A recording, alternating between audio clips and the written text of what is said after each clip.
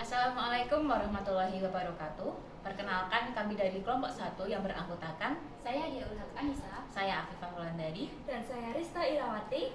Di dalam video ini akan diberikan penjelasan mengenai Islamofobia yang disampaikan oleh narasumber, yaitu Bapak Muhammad Iqbal Ahnaf dan juga Bapak Nanung Danardono. Selamat menyaksikan.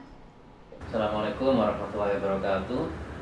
Saya Muhammad Iqbal Ahnaf. Saya adalah staf pengajar dosen di program studi Agama dan Lintas Budaya di Sekolah Pascasarjana UGM. Ini adalah program S2 di bidang kajian agama dan budaya. Oke, nama saya Nanung Danardono. Kalau nama lengkap dengan gelar Insinyur Nanung Danardono, SPT, MP, PhD, PM, Asian Engineer. Saya dosen di Fakultas Peternakan UGM, tetapi home base saya di Prodi Dokter Perekonomian Islam dan Industri Halal. Itu prodi di home base di PD Dikti. Sekarang juga dapat tugas sebagai Ketua Minor Studi Ekonomi Islam di Sekolah Pascasarjana UGM.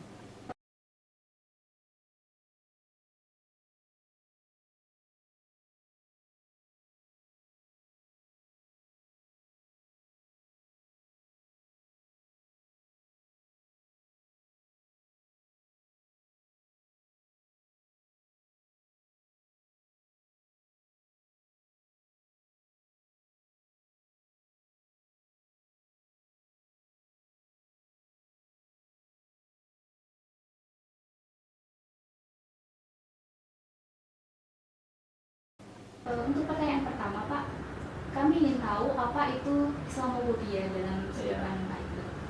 Oke, baik.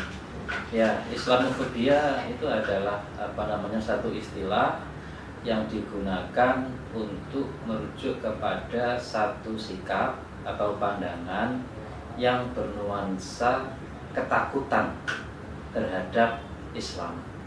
Jadi orang yang mempunyai sikap Islamofobia itu mereka dalam cara berpikirnya, dalam mindsetnya itu penuh dengan nuansa ketakutan. Seakan-akan Islam itu sebagai sebuah agama itu mengancam eksistensi mereka yang berbeda agama, yang berbeda keyakinan. Jadi fobia itu kan secara harfiah kan bermakna takut, ya. Takut. Kalau Islamofobia berarti cara pandang dan sikap yang cemas dan takut terhadap Islam. Boleh Pak Nanung menjelaskan apa itu Islamofobia? Ya, Islamofobia itu fobi terhadap Islam. Fobi itu ketakutan, ya. Jadi alih-alih membuat orang itu tertarik, senang, berminat, terpikat, tetapi malah ada perasaan takut, khawatir, gelisah, jadi tidak nyaman begitu. Itu namanya fobia kan begitu. Jadi fobia itu kan bisa fobia karena ketinggian, bisa fobia karena sesuatu, ya. Bisa pula fobia karena keyakinan tertentu, ya. Termasuk fobia terhadap Islam itu bisa. Fobia terhadap agama yang lain juga bisa. Dan itu pasti ada sebabnya, ya. Gitu.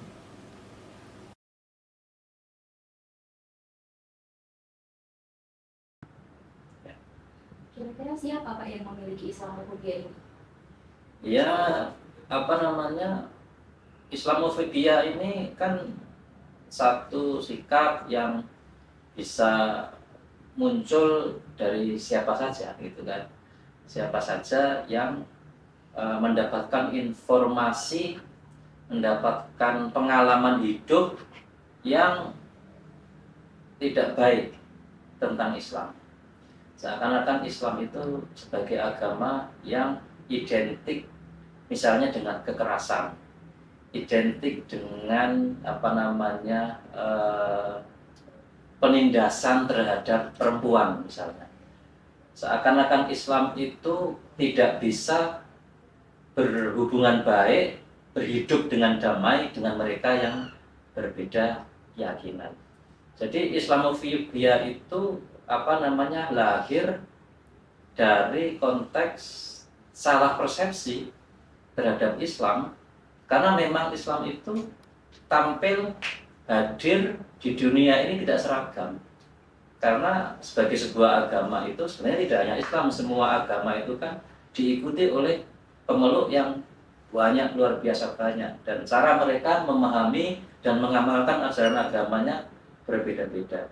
Dan ada, saya kira harus diakui bahwa di kalangan umat Islam sendiri itu dalam cara beragamanya itu juga mungkin menimbulkan hubungan yang tidak baik dengan mereka yang berbeda keyakinan.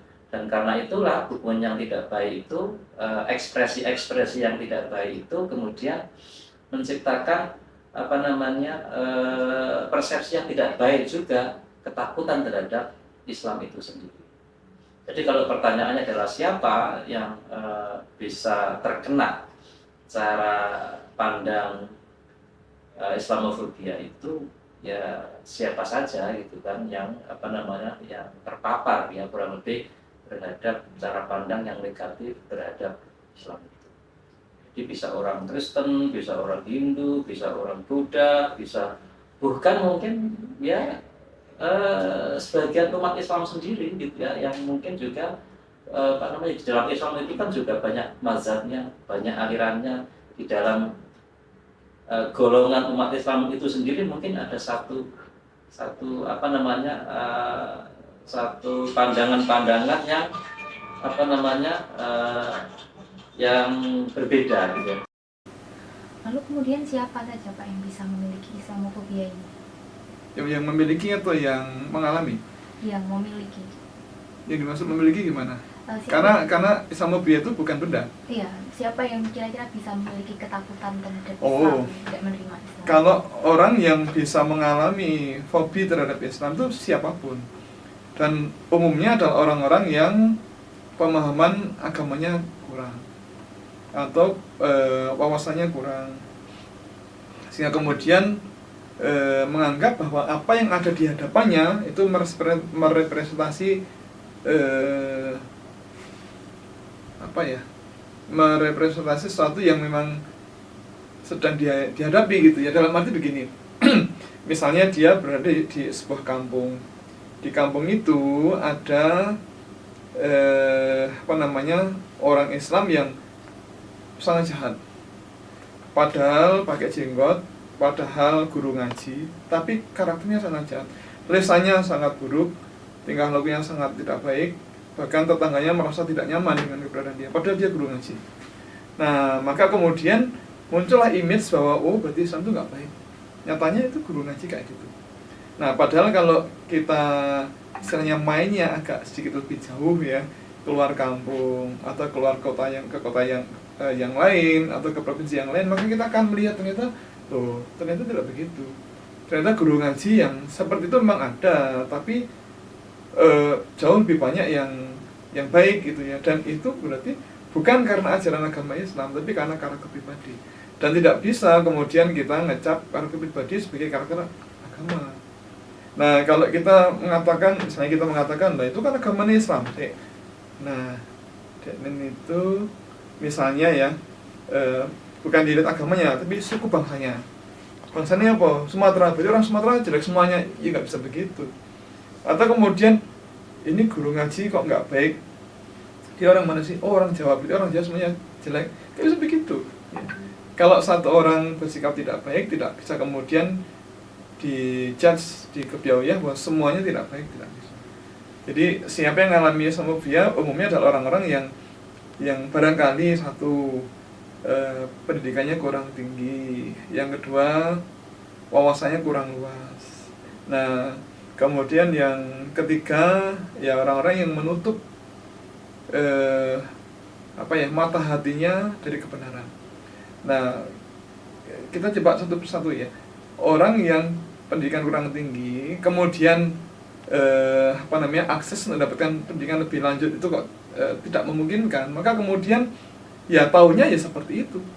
Islam ya taunya ya jelek seperti itu, karena yang ada di depannya ya seperti itu. Maka kemudian dicap seakan-akan ya Islam ya jelek seperti itu. Nah, kan nggak betul. Yang kedua tadi wawasan, seakan-akan yang ada di kampungnya itu merepresentasi orang Islam di seluruh dunia, padahal tidak ya. Yang ketiga, orang menutup mata hatinya. Artinya begini, sudah jelas nampak bahwa ajaran Islam itu ajaran yang baik. Buktinya ajaran Islam dianut oleh orang-orang di seluruh dunia. Dan orang-orang berpendidikan, orang-orang berwawasan luas, itu mereka memeluk agama Islam dan mereka baik-baik saja, hidup secara harmonis dan seterusnya. Nah, tetapi tetap saja berkeyakinan bahwa pokoknya ya nggak bisa, kalau udah pokoknya ya sudah, kita udah menutup mata hati dari kebenaran, ya sudah nggak bisa dikandani gitu.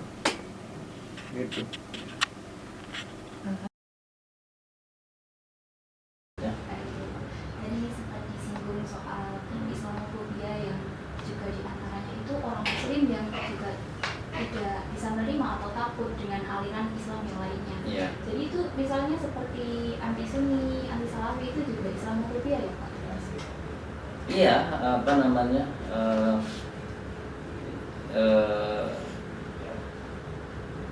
fobia itu kan secara harfiah kan sebenarnya bermakna kekhawatiran, ketakutan. Nah, ketakutan terhadap Islam. Pertanyaannya, Islam yang mana yang menjadi menjadi dasar dari kekhawatiran itu. Nah, saya kira kalau kita bicara soal pertentangan itu, seringkali di dalam umat Islam itu pertentangan itu seringkali justru lebih keras terjadi di dalam kalangan umat Islam itu sendiri daripada antar agama. Nah, jadi kalau kita bicara soal fobia itu juga saya kira yang penting menjadi perhatian kita adalah fobia yang ada di dalam kalangan agama, internal agama itu sendiri. Ya, karena dalam sejarah Islam, dalam sejarah agama kita itu sebenarnya perang itu juga diantaranya terjadi di kalangan umat Islam sendiri, terutama ketika itu berhubungan dengan pergantian kekuasaan, berhubungan dengan politik gitu ya. Jadi antar satu kelompok agama dengan kelompok agama lain di dalam umat Islam sendiri itu juga pernah terjadi sejarah hitam gitu kan. Nah, itu yang seringkali dinafikan. Bahkan kita tahu mungkin dalam waktu yang belum lama gitu ya, di masa-masa yang belakangan sendiri seringkali juga kita menghadapi realitas orang Islam yang mengkafirkan sesama Islam sendiri juga terjadi. Bahkan mengatakan hanya karena tidak mengikuti cara beribadahnya sama dianggap sudah tidak Islam lagi. Lebih berbahaya, tidak hanya dianggap tidak Islam, tapi juga dianggap sudah menjadi menjadi ancaman gitu ya. Nah, itu yang disebut sebagai kelompok Islam ekstrim. Makanya kemudian kita tahu apa yang terjadi misalnya kebelakangan dengan kelompok seperti ISIS di Irak dan Suriah. Siapa yang mereka serang? Orang Islam sendiri. Yang menjadi korban sebagian adalah orang yang juga agamanya Islam, tapi karena mereka meyakini Islamnya sudah tidak murni, Islamnya sudah tidak sesuai, maka mereka menganggap itu sudah tidak Islam lagi. Nah, ini yang menurut saya juga kalau kita melihat ke sejarah Islam itu adalah kejadian yang berulang, sejarah yang berulang gitu. Makanya gagasan tentang Islamofobia ini perlu kita tempatkan secara proporsional gitu kan. Karena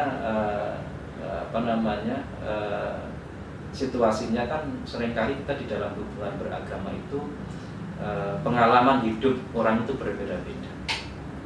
Nah, pengalaman hidup itu yang kadang-kadang menciptakan situasi fobia-fobia. Aku masih ingin bertanya, kalau misalnya orang Islam itu yang merasa tidak nyaman dengan aliran agama Islam yang lain, misalnya anti Sufi, terus anti Sunni, apakah itu juga termasuk Islamofobia? Saya kira tidak termasuk Islamofobia, tetapi asobiah. Jadi mencintai golongannya secara berlebihan sehingga kemudian menganggap amalan, bukan ajaran tapi amalan ibadah dari golongan yang lain itu pasti sesat ya. Nah padahal kan mestinya kita tidak seperti itu. Nah kalau boleh dikatakan kalau kita mainnya sedikit jauh ya, nah kita akan mengenal bahwa ternyata memang di dunia ini kan ada setidaknya ada empat mazhab ya, dari Syafi'iyah, Hanbaliyah, Malikiyah, Hanafiyah. Mereka semuanya ada persamaan dan ada beberapa hal yang tidak sama amalan ibadahnya. Nah mestinya selama masing-masing itu punya dasar dalil yang sahih dan diyakini kebenaran oleh para ulama pada mazhab yang bersangkutan, tidak masalah. Jadi perbedaan pengamalan ibadah itu bukan bentuk Islamofobia, tetapi sebagai keragaman cara pengamalan ibadah. Ya selama tidak ada dalil yang dilanggar dan tidak ada penyimpangan, tidak ada masalah. Contoh misalnya ketika sholat yang jahriyah, sholat yang dikeraskan bacaan Fatihahnya ya, subuh, maghrib, isya, sholat Jumat, sholat tarawih. Nah ketika imam baca Al-Fatihah itu basmalahnya dibaca atau tidak? Nah kalau mazhab Malikiyah kan tidak dibaca. Kalau mazhab Syafi'iyah dibaca dan dikeraskan. Nah kalau mazhab Hanbaliyah dibaca tapi sir, pelan.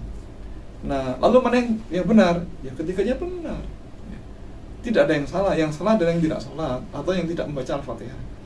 Nah maka ketika kemudian ada, jadi kita misalnya mengikuti mazhab Syafi'iyah, berarti basmalahnya dikeraskan. Maka kalau ada orang yang bacaan basmalahnya dibaca pelan atau tidak dibaca, ya tidak kemudian itu penyimpangan. Oh enggak, hanya beda memahami amalan ibadah saja. Nah jadi kalau tidak bisa menerima amalan ibadah saudaranya yang sebenarnya tidak ada penyimpangan, itu ya bukan Islamofobia tapi hanya asobiah saja, terlalu mengkultuskan amalan ibadah dari golongan yang diikuti. Bukan Islamofobia ya? Bukan Islamofobia. Pak.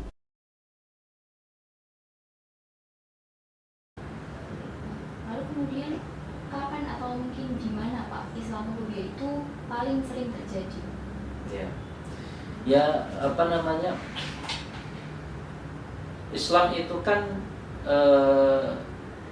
tidak semua orang Islam itu hidup sebagai mayoritas.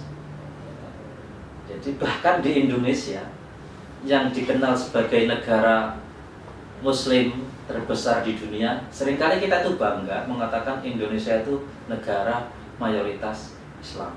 Tapi kita lupa banyak loh orang Islam di Indonesia itu yang hidupnya itu adalah hidup sebagai minoritas. Banyak. Itulah Indonesia begitu. Indonesia itu ya macam-macam gitu kan.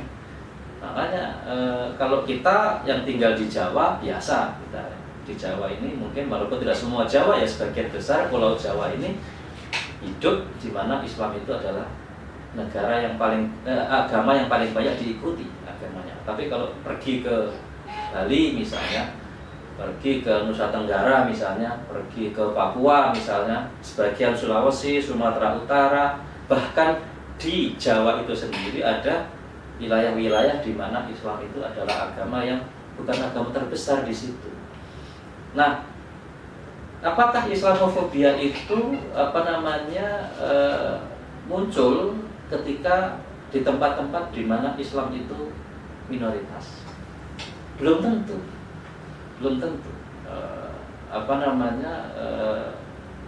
Islam itu memang mengalami banyak kesulitan di sejumlah negara di mana Islam itu minoritas. Misalnya apa yang terjadi misalnya sekarang di Myanmar. Di Myanmar itu ada orang-orang Islam yang hanya karena Islam dan berbeda suku itu kemudian diusir dari kampung halamannya. Ada misalnya di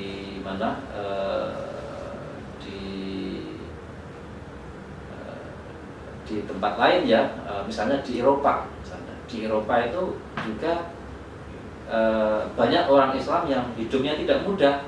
Kenapa tidak mudah? Karena mereka adalah pendatang, Sementara pendatang itu oleh masyarakat lokal kadang-kadang dianggap sebagai ancaman, bukan hanya karena Islamnya, tapi karena dia adalah pendatang, dan pendatang itu kemudian harus berebut pekerjaan dengan orang-orang asli sana yang merasa harusnya mereka lebih berhak mendapatkan perlakuan, layanan kesehatan dan lain-lain daripada mereka yang imigran. Nah, kebetulan kalau di Eropa itu banyak sekali orang dari negara-negara Muslim yang menjadi pendatang di negara-negara Eropa, dan mereka menghadapi saudara-saudara kita Muslim di sana menghadapi apa yang disebut sebagai Islamofobia itu, karena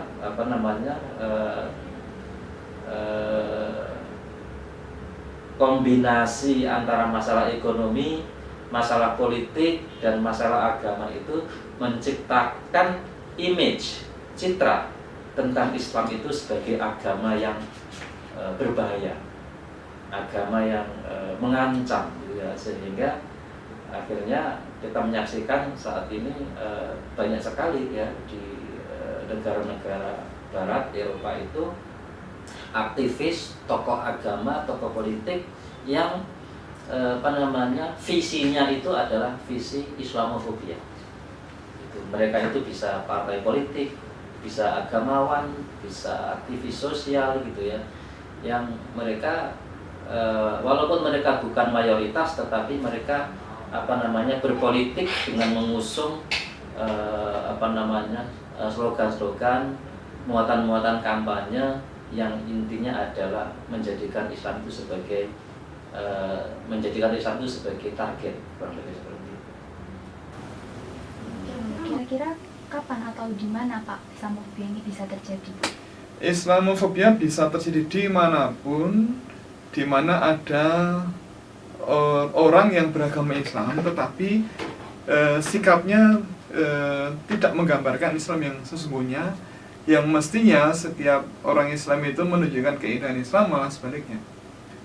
Nah, orang-orang yang seperti ini dianggap atau diyakini sebagai orang yang tidak paham agama atau memang sengaja ingin merusak nama baik agama. Nah, Islamofobia ini bisa terjadi dimanapun, di mana ada orang yang memang bertingkah laku atau bersikap yang tidak baik begitu ya, yang kemudian membuat orang menjadi tidak senang dengan Islam. Padahal Islam itu kan indah, Islam itu baik. Nah, kalau Islam tidak baik, tidak indah, mustahil akan dianut oleh sedemikian banyak umat Islam di seluruh dunia. Bahkan di Eropa kan populasi Islam kan meningkat sangat pesat ya. Di Eropa, di Amerika, di US ya, kemudian di Australia, bahkan di Cina, di Jepang, itu populasi Islam meningkat sangat pesat ya. Dan itu tentunya tidak atau bukan karena paksaan ya. Ya kebetulan saya pernah tinggal sebentar di Eropa, di Inggris. Di Inggris itu populasi Islam, populasi orang beragama Islam itu meningkat sangat pesat. Nah, kalau itu digambarkan dengan jumlah masjid ya, di kota Birmingham saja itu satu kota ada kira-kira 150 masjid, satu kota. Dan orang-orang di Eropa kan orang biasa menggunakan logika ya. Kalau sesuatu tidak masuk akal ya, doesn't make sense, mereka akan tolak. Jadi kalau satu yang masuk akal, mereka akan pelajari sampai kemudian diyakini, sampai kemudian dipakai sebagai pegangan hidupnya. Nah, kalau orang-orang Eropa kemudian memilih untuk convert to Islam, beralih ke Islam, berarti dia melihat keindahan Islam, kebaikan Islam, dan ajaran agamanya make sense. Nah, sebaliknya orang-orang yang kadang tidak menggunakan akal pikiran atau justru mendahulukan hawa nafsunya ya, maka kemudian tanpa dia sadari dia tidak hanya merusak kebaikan dirinya sendiri tapi juga agamanya. Nah, disitu kemudian kebawalah agamanya seakan-akan itu tidak baik ya. Contohnya misal ada orang Islam yang korupsi dan kebetulan kok banyak itu ya, maka kesannya loh berarti Islam itu nggak baik, katanya korupsinya banyak gitu ya. Padahal di Islam, di ajaran agama Islam tidak pernah ada ajaran untuk korupsi, bahkan sebaliknya gitu kira-kira.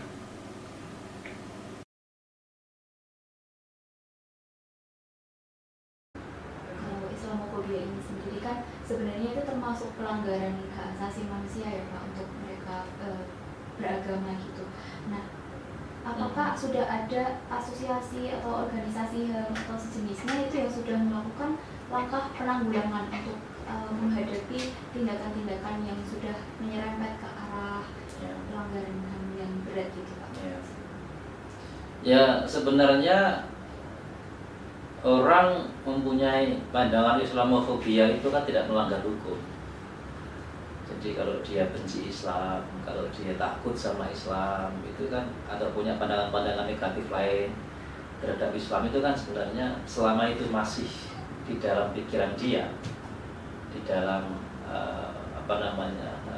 cara pandang dia, itu ya secara hukum itu tidak melanggar itu secara hukum dan tidak melanggar HAM gitu kan. Tetapi ketika itu sudah diaktualisasikan menjadi sebuah tindakan menghalang-halangi, maka itu menjadi kekerasan dan itu menjadi perbuatan yang melanggar hukum. Nah itu yang yang masih terjadi. Nah apakah ada kelompok atau organisasi yang melakukan kampanye untuk melawan itu? Banyak sekali gitu kan, banyak sekali. Jadi termasuk dalam hal ini adalah organisasi HAM, bahkan organisasi keagamaan Islam, organisasi lintas agama itu sekarang itu kan salah satu yang menjadi kepeduliannya itu adalah hak untuk mendapatkan tempat ibadah. Kadang-kadang kita tempat beribadah itu mungkin kayak biasa gitu ya, wah yes, biasa ibadah itu gampang sekali itu kan, tapi sebenarnya bagi sebagian orang itu mempunyai tempat ibadah itu masih menjadi hambatan. Karena di Indonesia ini ada aturan yang membatasi, meregulasi syarat-syarat untuk membangun rumah ibadah, dan seringkali itulah yang menjadi kendala sehingga ada orang yang ingin membangun rumah ibadah sesuai yang dia inginkan tidak terjadi. Nah, ini menjadi kepedulian. Saya kira di Indonesia ini banyak sekali lembaga organisasi yang berkampanye agar kebebasan beragama itu dilindungi sebagaimana undang-undang di Indonesia, dan orang ketika ingin membangun rumah ibadah itu tidak dipersulit. Kemudian pertanyaan terakhir Pak, Ya. Sebagai orang Islam, bagaimana cara kita itu menanggapi apabila seseorang itu mempunyai Islamofobia dan merasa tidak suka pada kita, lalu kemudian melakukan berbagai macam tindakan yang menyatakan bahwa dia tidak suka dengan agama kita, apa yang harus kita lakukan? Ya, kita sebagai Muslim itu pertama itu penting sekali kita kembali kepada ajaran agama kita, kembali kepada contoh-contoh cara hidup yang diberikan oleh Nabi Muhammad gitu ya. Nah, Nabi Muhammad itu kan sejak awal dia menyampaikan Islam itu kan sudah menghadapi Islamofobia, sudah menghadapi penentangan dari mereka-mereka yang menolak ajaran tauhid yang dibawa oleh Nabi Muhammad.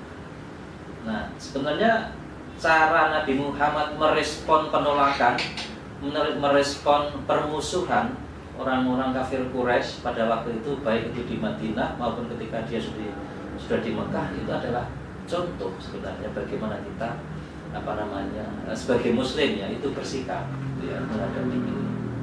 Jadi nggak usah nyari kemana-mana, sumbernya ada di dalam agama Islam itu sendiri. Nah, bagaimana Nabi Muhammad itu dulu menghadapi itu? Nabi Muhammad mengajarkan kepada kita tidak pernah membalas keburukan dengan keburukan yang serupa. Tidak pernah membalas keburukan dengan keburukan. Nabi Muhammad itu seorang yang sangat anti kekerasan. Gitu ya. Ada masa berperang, tapi berperang itu adalah untuk membela diri. Pada waktu itu cara membela dirinya memang diserang, maka harus membangun kekuatan militer. Kalau tidak membangun kekuatan militer maka ya dihabisi. Maka pada waktu itu karena sifatnya bersifat militer. Tetapi Nabi Muhammad tidak memulai perang. Nabi Muhammad perang dalam konteks untuk menjaga umatnya agar tidak diserang. Kalau itu seperti itu.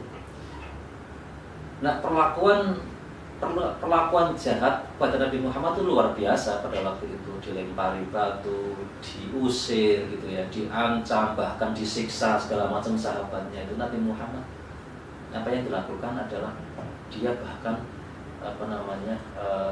memilih untuk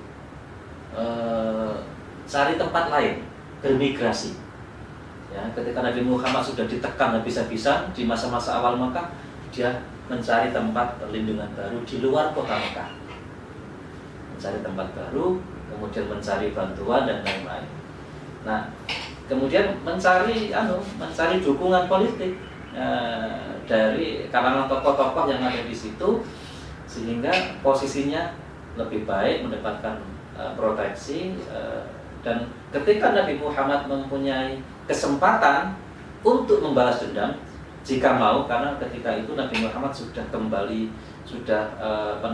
hijrah ke Madinah, dan di Madinah Nabi Muhammad sudah mendapatkan pengikut yang banyak, bahkan mempunyai pasukan. Kemudian Nabi Muhammad kembali ke Mekah. Apa yang dilakukan ketika kembali ke Mekah? Sama sekali Nabi Muhammad tidak membalas dendam. Bahkan Nabi Muhammad harus bernegosiasi berkali-kali dengan orang Mekah agar diizinkan untuk masuk ke kota Mekah secara damai. Jadi akhirnya banyak orang yang masuk Islam, bergabung dengan Nabi Muhammad, itu bukan karena mereka membaca Al-Quran, karena mereka belum Islam, tentu saja belum membaca Al-Quran, tetapi karena mereka tahu kepribadiannya, baik Nabi Muhammad dan para pengikutnya, para sahabatnya. Mereka heran dengan bagaimana Nabi Muhammad memperlakukan sesamanya, memperlakukan perempuan, memperlakukan budak gitu ya, dengan sangat hormat sebagai manusia gitu ya. Dan itu yang membuat kagum. Jadi kepribadian Nabi Muhammad yang luhur itulah yang membuat banyak orang kagum, sehingga mereka yang awalnya Islamofobia, pada akhirnya mereka justru bergabung dengan Islam. Yang terjadi. Jadi bagaimana sikap kita? Ya saya kira sebagai Muslim ya kita tunjukkan bahwa Islam itu bukan seperti itu. Baik itu di dalam cara berbicara kita maupun di dalam tingkah laku kita. Islam itu mengajar adalah agama yang damai, agama yang toleran, agama yang tidak menghalangi kita untuk berbuat baik, termasuk pada mereka yang berbeda agama. Itu mungkin caranya, di antaranya.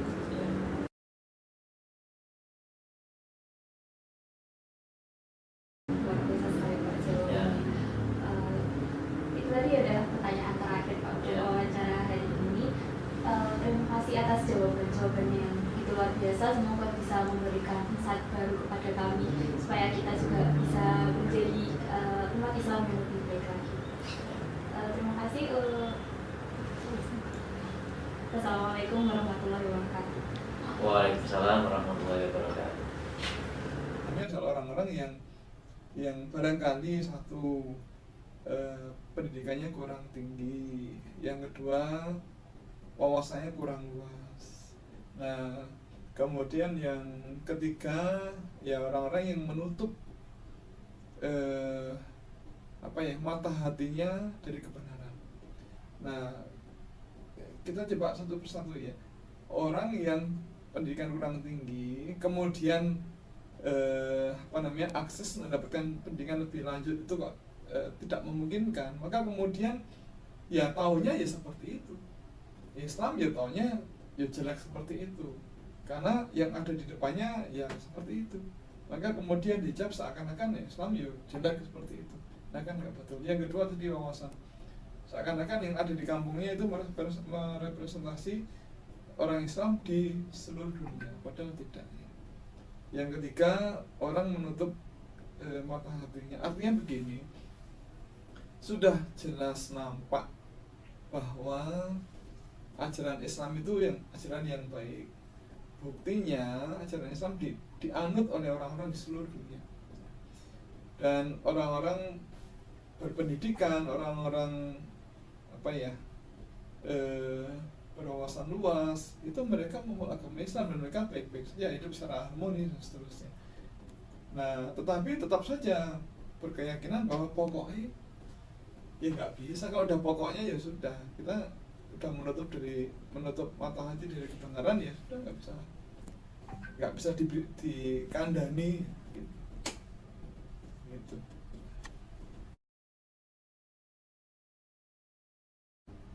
Pak, kalau misalnya ada orang non muslim yang tidak suka dengan agama kita, yang kita sendiri mengalami sendiri seperti itu, Pak, apa yang harus kita lakukan untuk menghadapi itu, Pak? Ya kalau dia tidak suka ya tidak apa-apa. Dia suka dengan agamanya silakan, tetapi tidak boleh kemudian dia melakukan sesuatu yang merugikan kita. Jadi ada orang beragama lain tidak suka dengan agama kita, ya silakan saja. Tapi lain cerita kalau kemudian dia melakukan tindakan yang merugikan kita, misalnya memfitnah kita, atau membuli kita, atau melakukan perbuatan-perbuatan yang tidak baik. Nah itu beda cerita ya. Jadi kalau sekedar tidak suka, oke lah. Tapi kalau dia melakukan aksi atau perbuatan yang tidak benar, ya baru kemudian kita sampaikan, kita koreksi. Nah dikoreksi itu ya bisa dengan cara-cara yang santun. Ya kalau tidak bisa ya baru dengan cara yang agak kurang santun. Tetapi Islam kan mengajarkan kelembutan ya. Jadi menyampaikan ajaran agama dengan santun, dengan budi pekerti yang baik, sehingga kemudian orang lebih mudah menerima. Karena hati itu kan biasanya disentuh dengan hati. Nah, tetapi kemudian karena kita bukan sebagai pihak yang bisa memberi hidayah, ya, maka ya kewajiban kita hanya mengingatkan, menyampaikan. Kalau hidayah turun berarti itu rezeki kita. Kalau tidak turun ya itu kewenangan Allah. Jadi orang yang kita beritahu, kita prospek ya itu kok ngeyel, ya sudah, serahkan dia pada Allah. Itu urusannya dengan Tuhan ya. Kalau kemudian mau dihukum Tuhan, dihukum Allah, ya mau saja. Itu bukan lagi kewajiban kita, cuma mengingatkan gitu. Tapi kalau kemudian dia represif atau melakukan perbuatan yang betul-betul tidak mengganggu tapi sampai merusak, ya dihadapi. Dan kalau dia menggunakan kekerasan fisik, ya kita juga bisa melakukan hal yang sama gitu. Jadi boleh kita untuk membalas kekerasan fisik dengan kekerasan fisik asalkan ada alasan. Oh iya, boleh dalam batas-batas tertentu ya. Rasul juga melakukan itu. Ketika kemudian umat Islam itu dibully terus ya kan, nahan diri. Tapi sampai batas tertentu ya harus dengan perang. Umat Islam bersama Rasul berperang tidak hanya satu kali, berkali-kali. Bahkan Khalid bin Walid ya, panglima perang itu kan memimpin ratusan perang.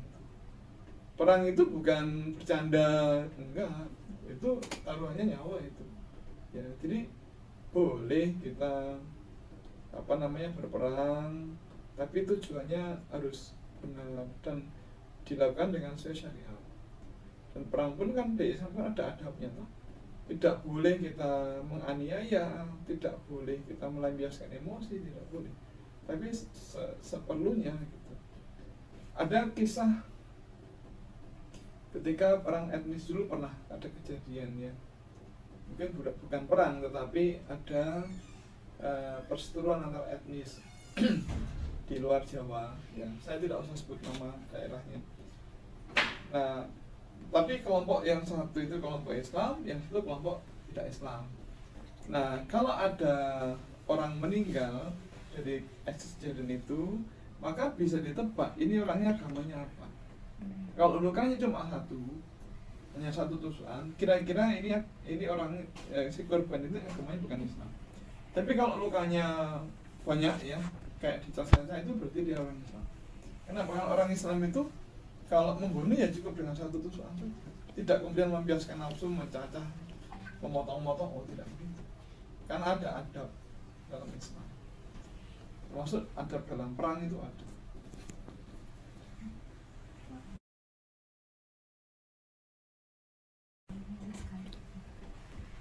Baik Pak, itu saja untuk pertanyaannya. Terima kasih atas jawabannya yang telah mencerahkan kami. Semoga bisa menambahkan insight agar kita bisa menjadi umat Islam yang lebih baik lagi. Amin. Terima kasih atas wawancaranya. Wassalamualaikum warahmatullahi wabarakatuh. Waalaikumsalam.